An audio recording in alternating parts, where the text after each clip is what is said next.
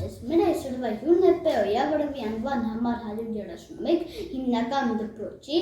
կենսաբանության ուսուցչուհի վաստակասար մանկավարժ Ինկեր Սողոմոնյանը։ Բարև ձեզ, Ինկեր Սողոմոնյան։ Ինչպե՞ս եք։ Շատ լավ, Նարեկ ջան։ Շնորհակալություն, որ համաձայնեցիք մեր նախագծին մասնակցելու համար։ Չէ, ձեր թույլտվությամբ սկսենք վերաբերիչ հարցումը։ Ես եմ շնորհակալ։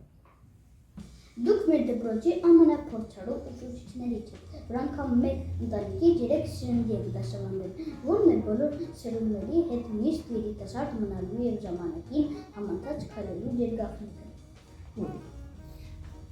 Երեխաների հետ շփվելու և երիտասարդ մնալու գաղտնիքը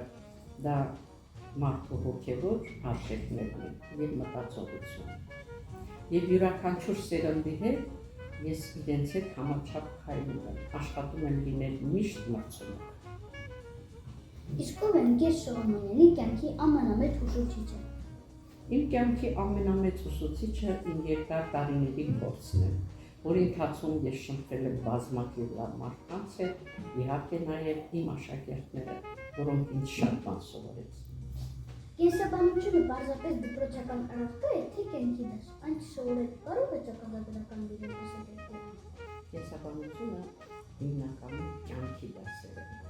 և առանց կյանքի մարդը իր հետ շփվելու, իր օրգանիզմից շփվելու չկարող գիտությունը համարվել որպես բնական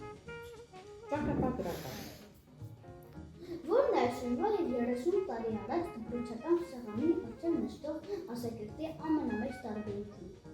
Տարբերությունը միայն նա է, որ հիմա երեխաները ավելի ազատ են, ավելի շատ են լրացուցիչ ինֆորմացիաներ ունենում։ Որն է մեր օրերի դպրոցականի հավաքական կերպարի ամենագովելի հատկանիշը։ Ամենագովելի հատկանիշը երեխաների հասկացությունն է։ Բարությունը գենետիկա է, թե դաստիարակության ու նման այլ արտաքին միջամտությունների արդյունք։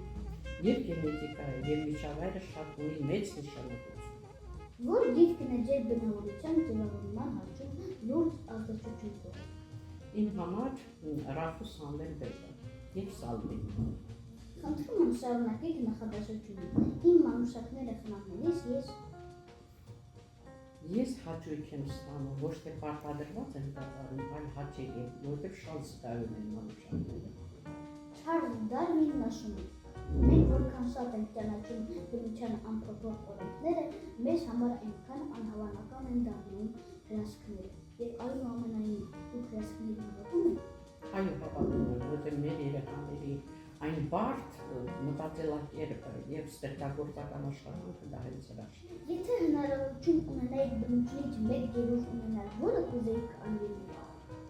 Մենք վերափոխել բնությունը դարձնել ավելի գեղեցիկ և ավելի հմայիչ։ Ինկեր Սողոմոնյան, անչափ շնորհակալություն մեր ժամանակ տրամադրելու և իմ հարցերին պատասխանելու համար։